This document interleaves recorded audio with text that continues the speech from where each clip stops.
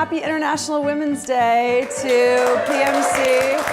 Yay. Very exciting to work in media on a day like today. I run Equality Now, which is a global organization working to make sure that men and women are treated equally in the laws and in policy all over the world. How I came to it, I grew up in Pakistan. And when I was growing up, my parents didn't have a great marriage, but my mother had very few options of getting out of it. Then in 1979, we had a military dictator who Islamicized the laws of Pakistan and made women second-class citizens, like in a heartbeat, right?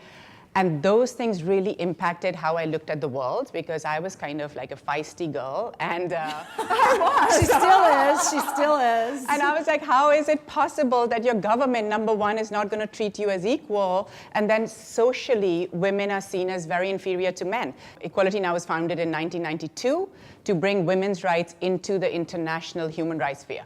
Our job is to change the laws. How do those laws change? One, we are lobbying international powers and national power, policymakers. And number two, we are trying to create social change by how the conversation around gender happens. And that's where media comes in, and media has become more and more and more important in the last decade or so. You can talk about big policy and you think it's somebody out there who's responsible, but you're all responsible in your daily lives, right? One thing we want is more women in the workplace, more women in media, and diverse women. Very often, we know all these companies are male-dominated, right? Women, even on corporate boards, have a challenge. Research has shown unless you have at least 40% women, those women are not empowered to make big changes. How do you get more women in positions of power? What else can we do? What can we do to our policies. colleagues? What kind of policies do you have that allow women the flexibility to be able to address all sorts of needs that they might have and yet flourish within a system? I personally don't want to have women become more like men. I want the workplace to shift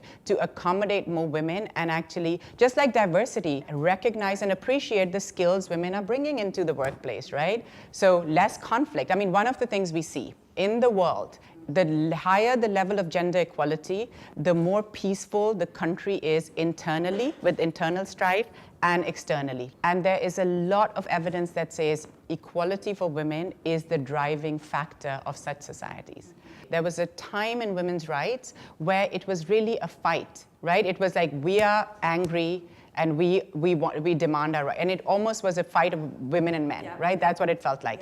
In the last decade, I really see the movement of gender equality as a movement that benefits both men and women. We opened up our board to men. We didn't have men on the board. I'm just trying to see what in the movement. And, and I'll tell you, we got 3 men on the board, and there were like 8 women.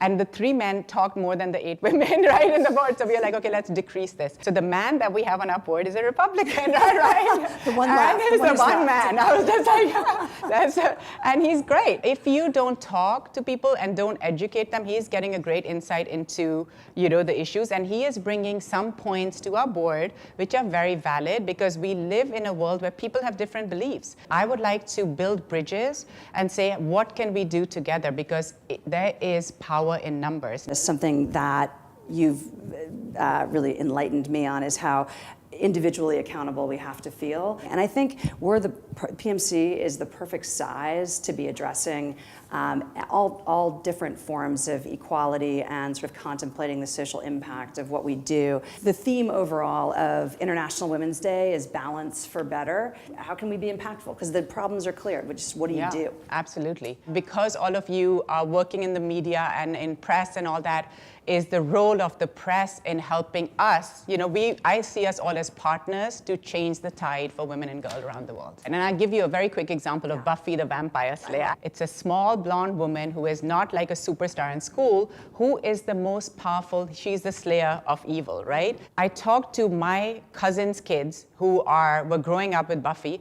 They said, my cousins had arranged marriages and all that. Her daughter said no. And I said, Zainab, what led you to say no to an arranged marriage? And she said, Buffy the Vampire Slayer, right? And so it resonated because it wasn't messagey. It wasn't a documentary. It was really showing females a way to be that was just about themselves. Creatives take the issues we are grappling with to try to turn the tide and work on girls' and women's impressions of themselves. All this work is really, really important. There is always something that each of you can do in wherever you're sitting You know, you just have to be creative about it. And I think every little bit helps. Thanks to Yasmeen so much.